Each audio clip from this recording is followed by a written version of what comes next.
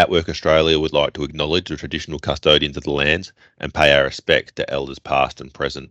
This podcast is being recorded in the southwest and Western Australia, which is land of the Noongar people.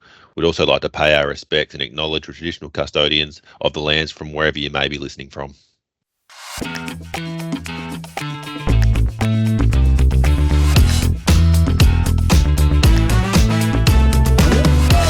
Hi everyone, welcome to Shaun's Candid Conversations. If you're a returning listener, welcome back. And if you're a first-time listener, then welcome to the podcast. Today we have a longer episode than usual. Today I caught up with a special guest in Orion Kelly. I wanted to share the whole conversation with you as he touches in and speaks about how we can be more neuro-inclusive to create better working environments for people who are neurodivergent. So I hope you enjoy this episode, and to find out more information about anything we discussed today, please check out the link in the show notes. I hope you enjoy, guys. Hi, Orion. Thanks so much for joining us today. Hey, Shaun. Thank you for having me. I appreciate it. No worries. Orion, just as I mentioned, a few of your career highlights, some of your achievements, and I've actually read many more on your website. Can you tell us a bit more about yourself and the purpose around why you've become an advocate for autism? Yeah, so my background is in media. I started off in kind of local radio, community radio when I was young. I mean, very young, so 12 kind of onwards. I was kind of trying to get into local radio, and that was always a passion of mine for some reason. I'm not entirely sure the main reasons back then, but looking back now, there's some pretty obvious reasons about radio. I mean, you get to communicate with people one-dimensionally, they don't talk back, and also, you do it from a small room by yourself. So there's probably obvious reasons why I was drawn there. But basically, my whole career has been around media and communications, and fast forward to having kids with my wife, and that's when the journey around autism started. So our oldest son, who's 9 now, is autistic, and it was around his diagnosis that led to my diagnosis, which is not dissimilar to many people these days, many adults. And I decided that I would, use my passion and my strength to help him, which is media communication stuff. And that's why I decided, look, I think I'll start a podcast, because I was a radio background. And then I guess from there, I don't really know how I got there, but I decided I think I'll make videos as well for YouTube. And that was a few years ago, and I never would have guessed that those decisions would get me to where I am today. Like doing things like these, it just isn't something it wasn't actually the purpose of it. So I guess the purpose of it, which is your question, and it is the same today, isn't about what I'm doing here or the videos or the podcast. It's about using what I'm good at to help my son to have a better life than I had, because I think my life's been pretty crap because of the differences. I've made the decision that I probably can't turn around my life. Whatever I tell you today, the majority of people listening will take it on. Do I believe they'll do anything in my lifetime? No. So that's my purpose, to make my son's life better. He'll be in the workforce. He's 9 now. He'll be in the workforce in 10 years? Can I turn it around in 10 years? I don't know. Maybe he'll be doing the same thing. But that's essentially the purpose behind what I'm doing, to help my son. And the byproduct is helps others. That's never been what it's about. I'm not trying to be a voice for autistic people. That's like you trying to be a voice for humanity. Like, you can't. You're just one person. Does that make sense? Yeah, of course. You might not be able to turn it around in 10 years, but you can definitely contribute and start putting it in the right direction. As today we're talking about neurodiversity in the workplace. In your opinion, what is neurodiversity? It's a good starting point question. I guess when you think about it, people would say, because I'm autistic, some would say I'm neurodiverse.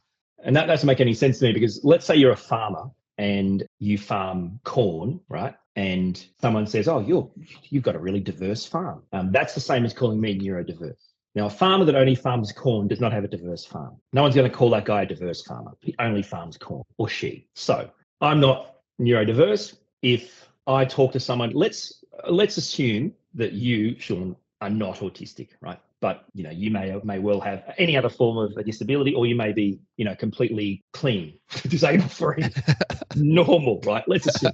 Okay, then we are creating neurodiversity. A farmer going, this corn's great, but maybe I want to plant wheat as well, right?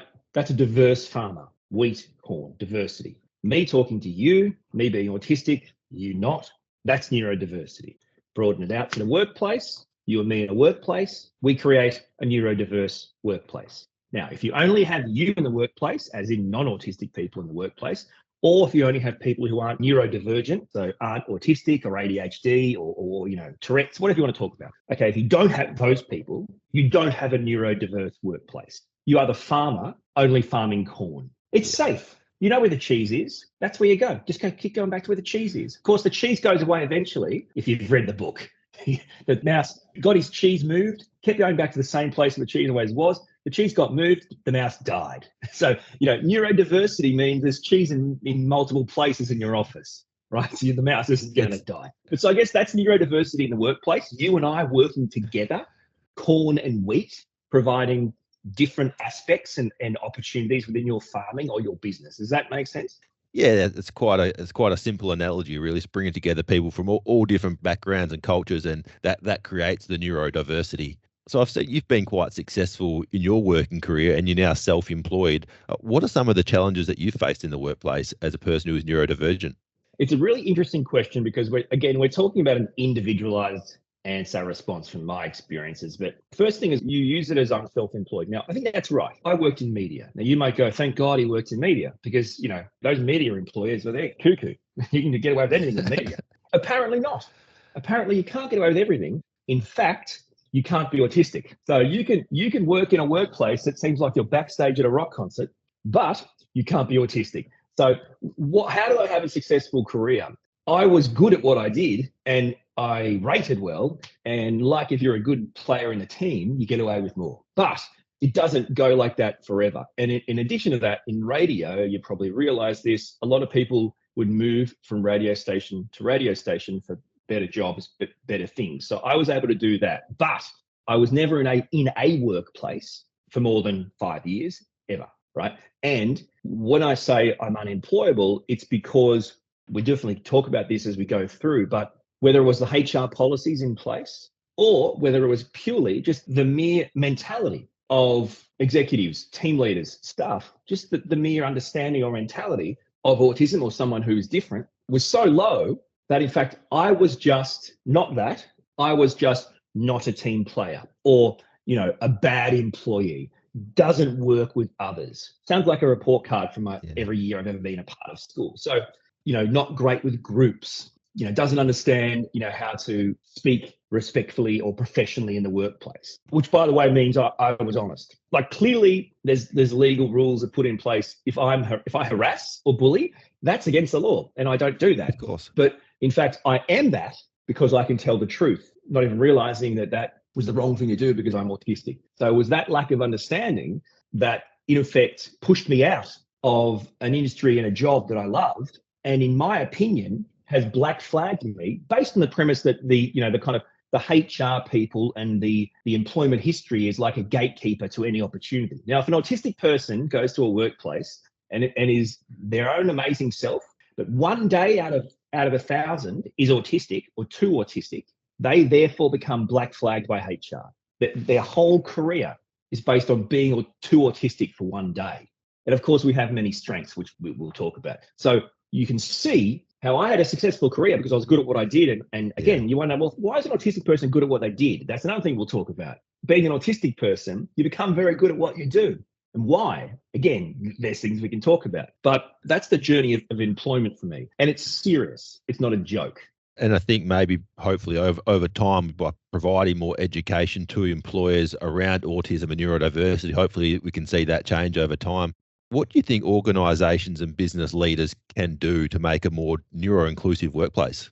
Yeah, I think it comes down to who we're talking about. So I'll talk more generally so it makes more sense, because obviously you could have a small business with a handful of people and you could have quite a large business, or you could have a corporation, and there's different levels there. So like from my point of view, I've worked for a radio station that is like a single owner radio station, like a dude owns it. It's a small team, right? It's a small business. And that's a very different way of helping me and in fact, they were better. They actually were better to understand me and my differences and help me than working in a corporation who owns radio stations in every capital city and every major regional town in Australia and is worth, millions and millions and millions of dollars. It was harder for them to help me than a small business. And that's because of the structures involved. So that's the answer. It comes down to structures. And it comes down to the idea of, number one, people, so this is the thing, people always ask,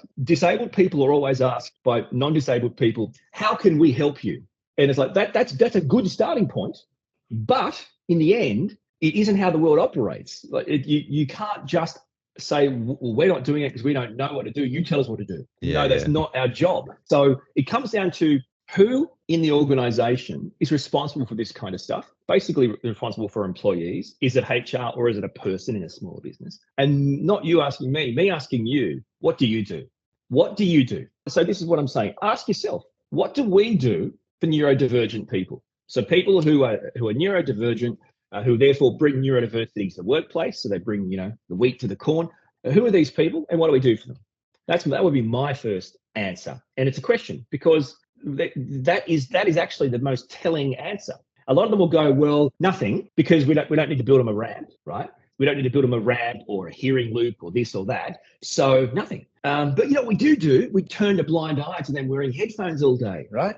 That's usually the answer. And for big corporations, it's like, well, we have a HR department and they're responsible for all employees and they look after that. And of course, the core issue there is again, not living in a world of generalizations. Okay. And in this massive organization of 700 HR people, which is just, in my opinion, an irrelevant department, it needs to be completely re-looked at. But what do you do specifically? Because again, it's in generalizations. Now, again, I don't believe that you're talking about organizations and business leaders. I don't believe a single organization or business leader has a neurodivergent policy, has a HR policy for autistic or neurodivergent people.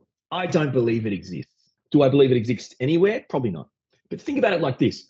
Imagine if you didn't have a HR policy for people who use a wheelchair, right? Or people who are vision impaired or hearing impaired. Imagine if you didn't have a policy for those people. Imagine if you built a building for your organization without a ramp. Would the council give you approval to build it in the first place? But I'm asking you about neurodivergent people. And it's like, well, no, we don't have one of those. What do you mean? What are those? So it's a loaded question when you ask me how they can be more neuro-inclusive, how they can be more inclusive in the workplace. Well, the answer is look at what you do, but not in this broad umbrella of disabled people, but for neurodivergent people. Look at what you do. And if you don't do anything, look at what you think you need to do by working out.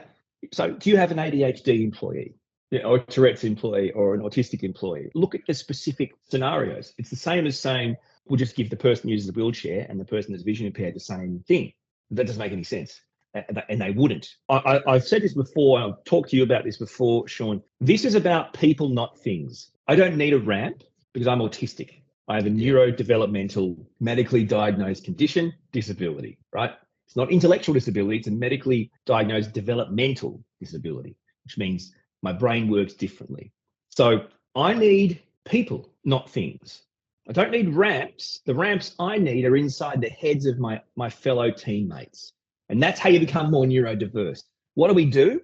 Nothing. What do we need to do? And how can we help this person? And when I mean that, I know it makes no sense, but in fact, that's actually cheaper. I'm not asking you to buy things for me. I'm just saying, let's train our employees and the employers about how Orion is different rather than how Orion is unprofessional. As in being autistic makes me unprofessional because of, and again, it's looking at the professionalism side of the workplace. Sure, this is a whole other rant for me. The idea that professionalism is a made up word that is used by HR to keep everyone working in a particular way, which might not be a bad thing, but is neurologically unobtainable and unachievable for autistic people. In other words, you've come up with a way of behaving via a neurotypical brain that's acceptable, called it professionalism, but I don't have the brain to do it. So no matter how hard I try, I fail. And that just means, the human resource policies and the human resource management policies really need to be tailored to suit the individual, because we all individuals and we all have different needs and differences as well. So I know in our last conversation, you talked me through the analogy of how your headphones was a reasonable adjustment, just like someone else's coat. Can you explain a bit more about that, how you spoke about it last time? Yeah. So let's kind of think that from a general point of view, if you have an autistic employee or an employee says they're autistic, you automatically look to the media, right, for guidance, or you might look to Sheldon Cooper or whatever. By the way, I didn't know he was autistic. I never watched the show. I don't think it's funny, so it's a surprise to me. I just don't see how that show's funny. And by the way, because it's made in America, they have to put theory on the end because it'll offend religious people if they just call it the Big Bang. That's just a theory, guys. Don't be offended. Nothing to see here. But the bottom line is, if you, Shaun, go into a meeting in a boardroom or something, and you're wearing your, let's say it's your Kathmandu jacket, your big, black, puffy, Melbourne-issued Kathmandu jacket, which you might not get the joke if you're not from Melbourne, but if the joke is, if you're from Melbourne, you can only wear a black Kathmandu jacket. Don't get any colour, just a puffy black jacket, right? And you wear that in the meeting because you're a bit cold, right? And you need it. How many people in the meeting do you think are going to point out, what's the deal with Shaun? What's the deal with Shaun? What's he wearing a jacket for? He's wearing a jacket in a meeting, right? No one. I walk in to the same meeting with big, fat, noise cancelling headphones, like Beats or big noise cancelling headphones, right? Or even these little AirPods, right? I walk into a meeting wearing these. You don't have to think I'm on the phone or I don't care about your meeting. You automatically judge and point out and go, right, if you take your bloody earpods out, mate, this isn't for other meetings. Take these out. We need you to concentrate. Or your over-ear ones. What's with Orion with the over-ear ones? Does he even want to be here? Doesn't he like us? That's so disrespectful. It's not professional, Orion, to wear your headphones in a meeting. The difference is you wore a jacket in a meeting. No one cares because that helps you feel comfortable in the workplace in that particular time. For some reason, you needed that for your own personal comfort, and that made you a better employee. I wore headphones or AirPods, which, by the way, these AirPod things, like you take them on a plane, you put them on the complete silence thing, it's like you're not on a plane. They're crazy. So they're actually effective for autistic people. They're actually effective. I wear these, it's unprofessional. So the difference there is the alteration to people, not things, that helps create neurodiversity in the workplace and an inclusive environment. Right there, I've tried to highlight why the majority of workplaces, and I think, I'm not saying you'll agree, but I think the majority of workplaces would judge me and not you in that scenario I've just described. And therefore, that's an example of how the people watching you want to be inclusive, but in my opinion, don't really. It's a good concept to explain the situation. Yeah, I can understand where the frustration would come from. Is there anything that your colleagues or co-workers could do to support or make a person who is neurodivergent feel more comfortable in the workplace? Yeah, and I think this is a core thing I talked about with regards to inclusion in the workplace for neurodivergent people, autistic people, whoever. It's honestly about people and not things. From my point of view, because remember, I've worked for major corporations throughout my career. So my mindset is not what you'd expect it. I have a win-win mindset. I have a mindset that lives in the real world where I want to be employed by people who are trying to make money. I'm all for that. That's why I do what I do. I know that I can create some sort of financial independence through my own work because I can't get a job doing it. I've got to do it somehow. So I believe these people are in it for the right reasons, but also are in it because that's what they're in it for, to make a living or money. So the win-win here is I'm not actually asking you to invest any money or buy any things. I can bring my own headphones if I need noise cancelling headphones to take out the stress of the workplace, right? I can bring certain types of clothing, right? But can I wear the clothing that makes me feel comfortable and therefore I'm a more productive employee? Can I do that if you would judge me or even more berate me or even more punish me or even more forbid me? No, I can't. And then I'm forced to conform in a way that meets your sort of neurotypical standards. Again, this is about me. I'm saying win-win, but you're giving me the impression you want lose-lose. Because if I can wear the clothing to work, by the way, I'm not saying like inappropriate stuff. I'm just saying, clothing that's more comfortable. If that doesn't have any impact on your company or your business, and it has an impact on my productivity, then it's a win-win to go, well, absolutely you can, Orion. You're autistic. And if textures, as all autistic people have sensitivities, if textures are going to set you off to the point where you're going to be agitated, like there's ants crawling on you and your productivity is going to be down, well, of course you can. That's a no-brainer. So that's a person change. How can workmates, how can colleagues help? They can go, no, Orion's not being unprofessional to like other new employees, whatever, in this meeting. Orion's autistic. The way his brain works is when he sees things and hears things and processes things, they can be very black and white. Yeah. They can be very honest, truthful, upfront. That might be brutal to some people. I always have the belief that the truth is only ever brutal or unacceptable for someone when they know it's the truth. Yeah. The truth is never brutal or never hitting or hard or yucky or uncomfortable for people when they want it to be the truth or they like it. But if it's a truth they know is the truth but don't like, it's bad. So that's actually not my problem. But the mentality of colleagues to actually go, no, Orion isn't being unprofessional or bullying me. He interacts like this. Now you could go, well, hang on, Orion. You've just pointed this out, so then don't do it. But see, you're talking about hindsight here. An autistic brain takes every conversation, every line, every question you give me as a starting point. It's not like I can remember or learn, or I guess the best way of saying it is, I don't want to offend you ever. And that's never my intention. I never once gone to a workplace and try to be rude to someone or offend them. But my brain will hear something and process something, and it'll come out of my brain.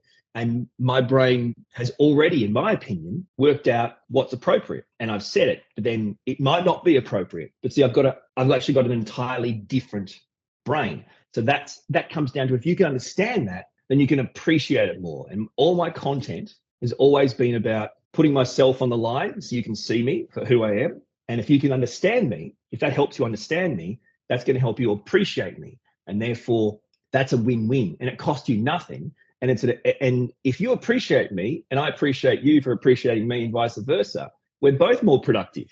And now it's a win-win for two employees. Now you actually have the wheat and corn helping the farmer, not the corn overshadowing and killing the wheat, or vice versa. Yeah. Another great analogy, and it's just a supportive colleague who are understanding of your differences, and they understand that, you're not trying to be offensive by speaking your mind or speaking the truth. That's just how you are and how you communicate. I know you could speak about this subject for hours, but what are some of the benefits that a person who is neurodivergent can bring to the workplace? Yeah. So I mentioned before, my radio background was a big part of my life, because not only did I love it, but I was good at it. And the thing is, it sounds strange, but I told you that I was working in local community radio from like when I was 11 or 12. So, and prior to that, I actually went to an electrical chain when I was a kid and bought a kit to make my own FM wireless bug. So it came with like the solder and everything, right? And my dad happens to be an electrician. He taught me how to solder. So I actually through like Dick Smith Electronics, I created an FM wireless bug. I put the solder on the board and everything, right? Has a little microphone. And it wasn't that I wanted to be a spy. I wanted to have a radio station, right? Now, this only had a range of a few hundred meters, but I actually had an FM wireless bug in my bedroom, and I would put the microphone up to the speaker of my little radio, and I'd talk. So I broadcast to my friends on my neighborhood, right? And that was, and no one watched, no one listened, but it was fun to me. So from a very early age, I identified I liked broadcasting for some reason, right? And, you can look at it more obviously now. I get to be me, but there's no real, it's an interaction level or a workplace where I just felt really good. Like even when I've worked at the biggest radio stations in Australia, I've worked at all of the biggest radio stations in Australia, Sydney, Perth, Melbourne. And from my point of view, in those workplaces, I was able to be in the studio on the air, or in like a little, creative room, and I could interact with my teammates, but I was never in like the big office open plans where everyone was, right? That obviously helped me. So just give me 1 second here to work out. I just lost my train of thought through that. You're right. Take your time. Sentence. Just refresh me with the start of the question again. The value of it. Yeah, the value and the benefits that you could bring to a workplace. So, and again, see, you shouldn't let people not see that. You shouldn't edit that out, because this is the thing, right? I'm an autistic person. I'm human, just like everyone else. Does my brain move very fast? It does. It moves very fast, not because I'm a genius, but because I'm trying to process an alien planet. I'm an alien on a planet that doesn't have my language or my customs. And every interaction I'm trying to process, it's like you going to a new country where you do not speak the language or the culture, and being given no guidance but your brain. That's me every day. Can you imagine how hard that would be? So imagine if your workplace said, Shaun, you're on a plane tomorrow, you're going to Italy, and you're staying in a little rural village where they only speak an old school version of Italian, and you have to do your job to the same. So it'd be difficult. So the processing part is hard. So that's a sign of me. That's a good indication to people of how autistic people can work. So how much we have going against us. But of course, I got into radio because I was making FM wireless bugs when I was 11. I loved it, right? So I got into a job that I love. Autistic people, neurodivergent people, for the most part, are going to look for a career. I don't mean a job when you're like, in uni or something, a career that they love, that they want to be in. Now, last time I checked, I don't reckon there's a high percentage of neurotypical people or a comparable percentage that are all able to or get into careers because they love them. It's their genuine passion. It's like if I said, what were you doing? What was your real passion through high school? And how does it correlate to your career? They're like, what are you talking about? Like, my parents told me that's not how it works, right? So autistic people, are not really passionate about specific things, set things. Autistic people have special interests, passions, not hobbies. We're not a jack of all trades, right? And a master of none. We are a master of one, of a trade. And that's what helped me. Apart from living in a universe that I didn't speak the language or the customs, I was still able to create broadcast content that was number one in its time slot, that rated, that connected with people that I didn't understand the language of. And that's because I had been focused and passionate about this. So, the strength of a neurodivergent employee is chances are they actually want the job you're offering them. They actually want that job. They actually want to do that role. And they actually are good at it. They actually know a lot about it. And if they don't, trust me, it becomes their passion, their special interest, because they wanted that job and they've got it. They will become an expert, because that's all, apart from maybe going home and gaming and relaxing, that's all they'll focus on.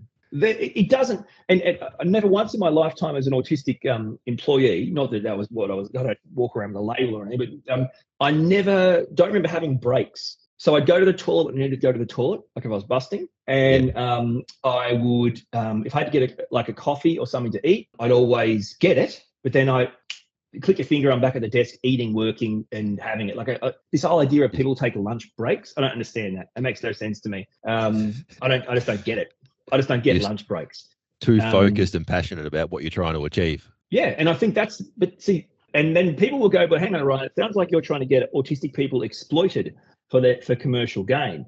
And this is just the devil's advocate, but and the answer to that is okay, well, if I'm proud of that, because it means that 8 times more likely to be unemployed will come down, and autistic people who are getting exploited will actually have a job. And the reason why I get a bit sarcastic here is because if you're an employee in the modern day workforce and you don't think the whole premise of what you're doing is exploitation, then you're drunk. But that's the way it is. You're working for someone who's paying your wage to do stuff that they don't have to do to make money. And there's a corporation, and sure, the service is about providing service, but there's no sugarcoating this kind of situation. We want to get autistic people employed and not 8 times more likely to be unemployed. This is about autistic people actually love the jobs they go for. And when they get a job, they actually work hard to be better at it. And it's actually their thing. It isn't part of the way we go to do things that I guess a lot of employers are annoyed by, which they don't want to talk about.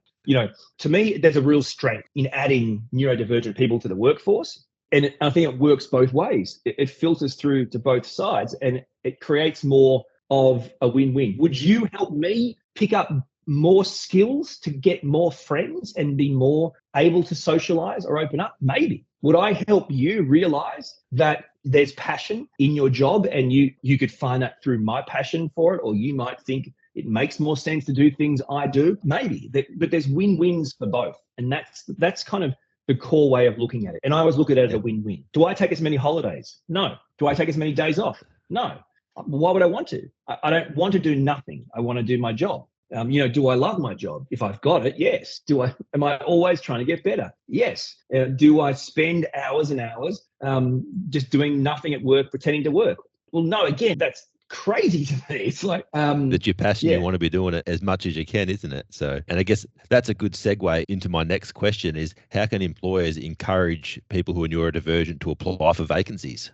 Yeah, and it's a really interesting question, because the question insinuates that neurodivergent people don't apply for vacancies, where I would say the issue here is employers never give neurodivergent people a chance, as in neurodivergent people never stand a chance. And why is that? Well, if we have 8 times the unemployment, how good's our resume going to be? How good is our ability to write cover letters or introductions? How are we going to come across in a first interview? How are we going to, and then of course there's second interviews and third interviews, which always struck me as kind of odd. It's almost like their employers want to interview all your personalities. It doesn't make it's like you got me the first time. And I think so. Why do neurodivergent people need to be encouraged to apply? They don't. Why do neurodivergent people fail to get jobs? I'll tell you very, very easily. it is, again, it's that kind of one size fits all mentality, HR policy, on how a cover letter should be. By the way, come on, a cover letter, give us a spell, or a resume, right? Or a first interview.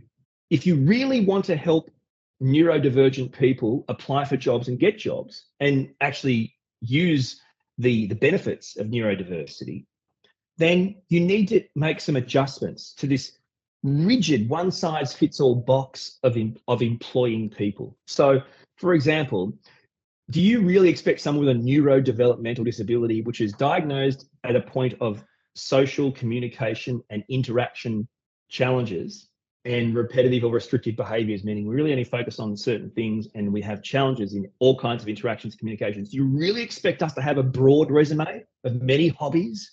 You know what I mean? Like these people in uni, right? All these hobbies they did, like I did this and that, and that's supposed to help them get a job. Like, yeah, great. They cut it off after they get their first job. Never see it again, right? There's no hobbies for autistic people. And in addition to that, you really expect me to be able to craft this kind of personable cover letter or give you who you want to get on a phone or first interview?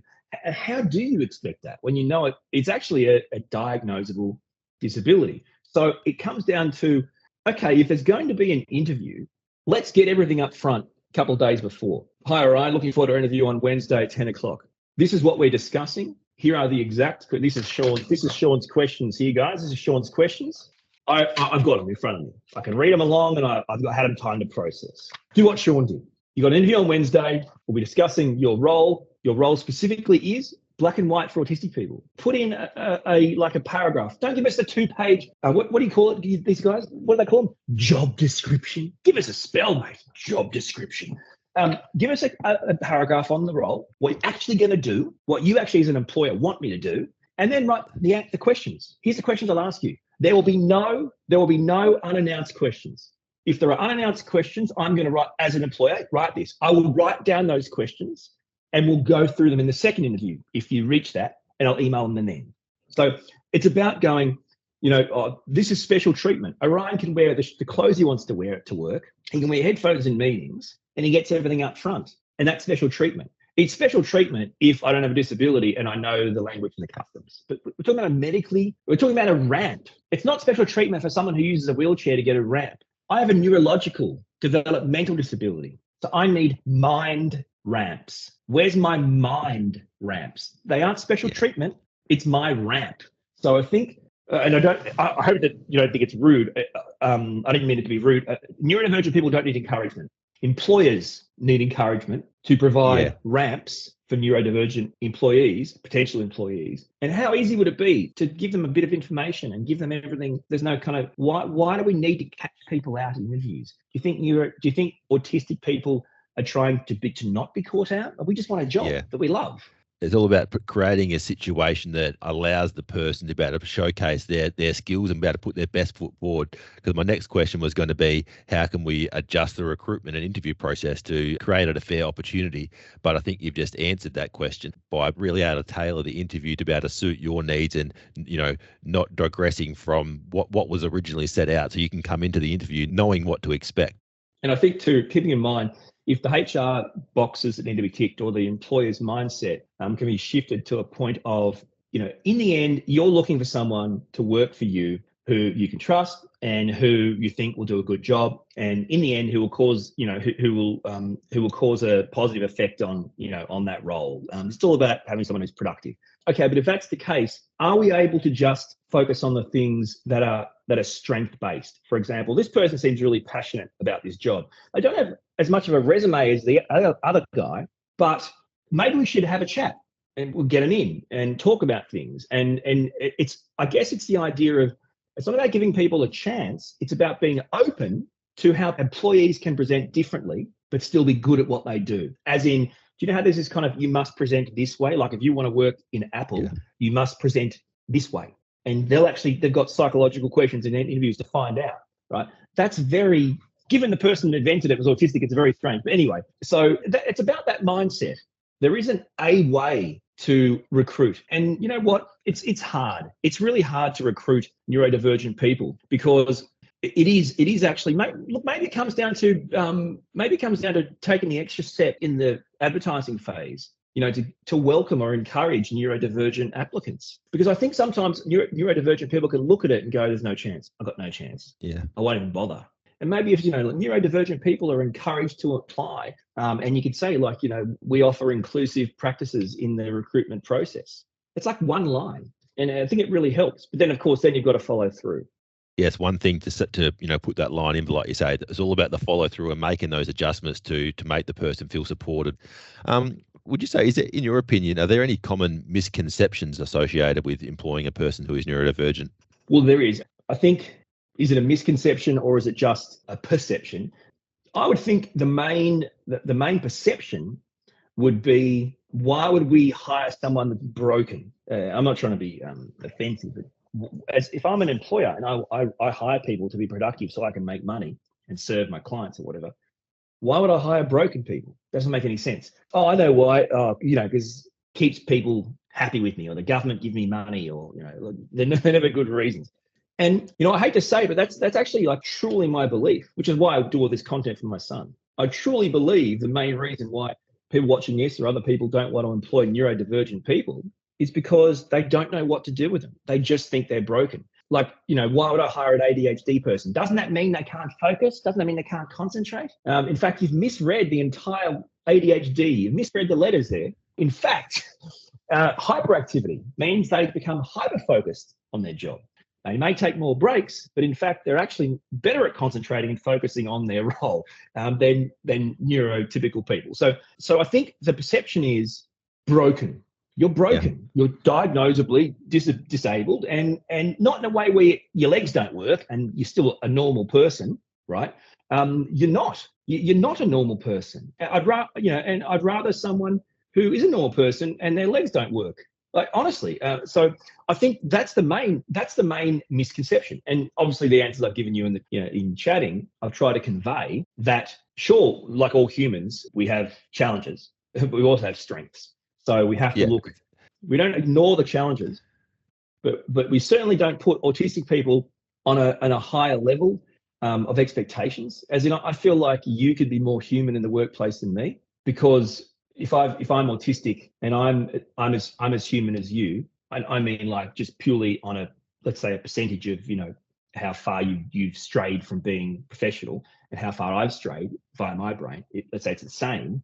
But mine is a fireable offence because it was like the honesty was classed as bullying, and yours was like pull your head in, Shaun. You see what I'm saying? Yeah, I understand that. And that comes down to the perception, the general perception. They're not broken, and they have challenges like all employees, but in fact they have strengths that neurotypical brains don't have. You can't have neurodivergent strengths if you're neurotypical. So they actually have something over the non-neurodivergent people. So that's the perception to look at, rather than, they're just broken, right? So sure, you could say that, but they've got a different operating system. So it comes down to looking at it like they have what you can't get from anyone else. And is that useful to me? And in turn, how is it useful to them? You're providing them with employment, with financial independence, things that many autistic people struggle with. I think that that's a good segue again into my next question is, why do you think it's important for a neurodivergent person to have a job? Yeah, and the simple answer is, why is it important for anyone to have a job? So that's the simple answer. It's important for a neurodivergent person to have a job because it's important for most people to have a job. Why do we have a job? I mean, I feel like I'm doing like an employment law lecture in uni or something, but we have a job because in life things cost money and you need money, and a job provides you stability of money. That's effectively what a job does. You get paid on a regular basis to show up and arguably do something. And so it's just as important for a neurodivergent person. Why, Orion? Do you realize there are grown autistic men and women who may never be able to leave their parents' house? And what effect does that have, not just on them? Because I'm a parent of an autistic kid, right? That has an effect on the parents too. These parents never get a chance to enjoy their golden years, if that's what you want to call it, right? They're parenting until they die.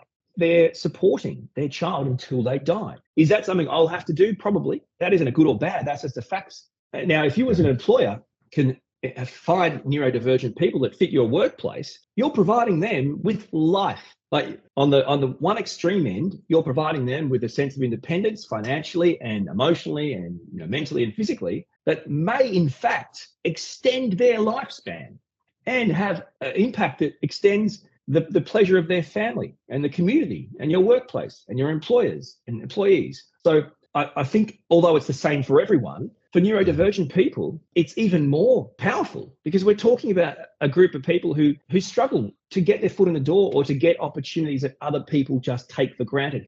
That is a hard thing to navigate. So it's powerful in a life-changing way, not just in a, you're helping some dude get a job they don't want so they can go on a holiday. It's a really powerful move to hire a neurodivergent person. And, the Senate report will say itself. It helps in a fundamental way.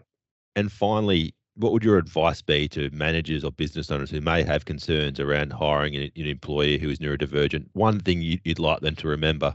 I guess it comes down to, first up, I think it's really important, write down your concerns. I want to see them. And that isn't a joke. Write down your concerns. I think it's really important. This is a big thing for me. If anyone wants to create an argument, and obviously I studied law, but I dropped out. So it was too hard. It wasn't too hard. I was amazing. It was too hard to live in that environment. If you want to make an argument, okay, let's see actual facts to the argument, right? Why are you saying this?